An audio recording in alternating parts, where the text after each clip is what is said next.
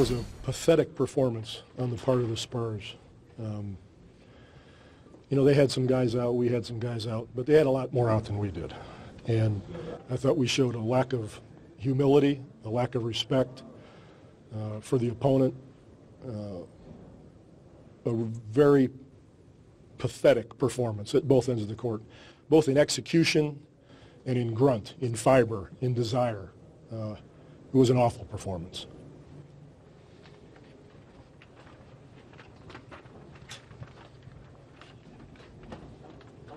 Oh, and they deserved to win the basketball game. I forgot to say that. That's one NBA analyst, Chris Broussard, is here with us now. Skip, this is your team. Yeah. So what was your reaction to Popovich's comments? I watched every dribble of this game last night. And by the way, I have been a Spurs fan since the Iceman Gervin ABA Spurs days. In fact, back to the Dallas Chaparrals days. This was way before your time. And I have often said on television that Gregg Popovich drives me nuts with the way he randomly rests players through the year, because I think it's too much. And you'll remember 2 years ago, all that resting put the Spurs in a precarious spot on the last regular season game at New Orleans, where they could have been the 2 seed or the 6 seed. And they lost at New Orleans because he had rested players so much through the year, wound up being the 6 seed against the Clippers. Game 7 was at Staples against the Clippers, and Chris Paul took it over and outscored Tim Duncan down the stretch and beat the Spurs and knocked them out in the first round. Last night, I would have been okay if Gregg Popovich had chosen to rest 2 perennial All-Stars, Tony Parker, LaMarcus Aldridge, and then, after the game, given Dallas credit for playing its tails off against the Spurs as they were, because Dallas was down lots of injured players. Dirk is gone, Darren Williams is gone, J.J. Barea, Bogut. So they had injuries. They weren't resting players because, for rest's sake, they had hurt players. But no, Pop had to give one of his rants, disrespectful rants, and he had to blame it on his team, calling it pathetic, when he was the one who was pathetic last night, to rest his players, then blast his team, calling its effort pathetic, when in fact, he was the one who fired up the underdog Mavs to play their tails off the whole night. And it was a close, it went to the last drop. It went to what's the name? Seth Curry's three-point shot to win the game at the end of the game. And I get sick and tired of him ranting at the media and blame deflecting and taking no blame himself. He never takes any blame for these.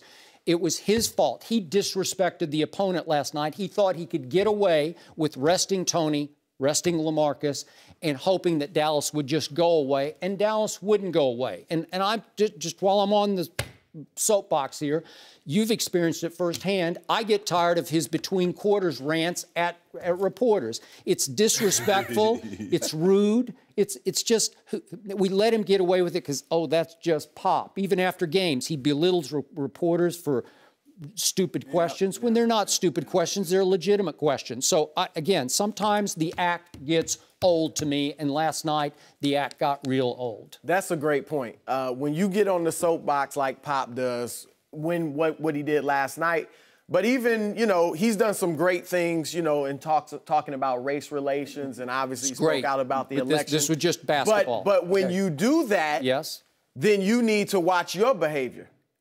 People will say, well, why can't you treat a reporter with some respect? He's just doing his job, you know, in the middle of a quarter. So I get you don't want to be interviewed, but 29 other coaches do it respectfully. Why can't you? So I get where you're coming from in that regard.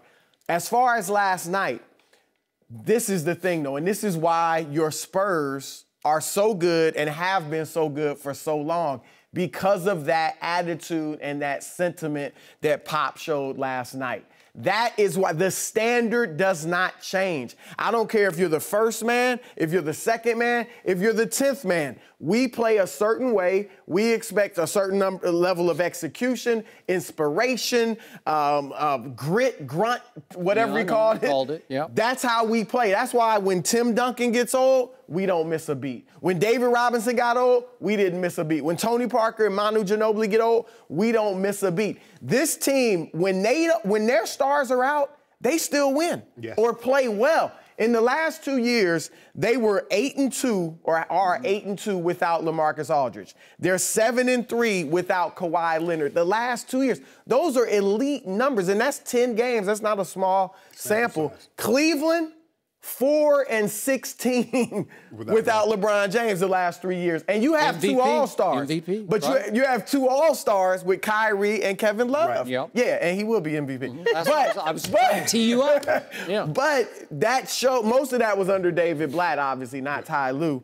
But still, it shows the difference. Now, the one place I would take issue with Pop from last night is, to your point, he's the one that ironically looked like you're disrespecting the opponent. Yeah. We sat 2 starters and we beat you, and I'm still upset with the way we play, or I still think we played terribly. Yeah. That shows I don't think anything of you. Right. We should be able to sit 2 of our best players and wax you by 25 points. Yeah. So maybe that's why at the end he came back in and was like, oh, and Dallas deserved to win. Maybe he realized that. I don't know.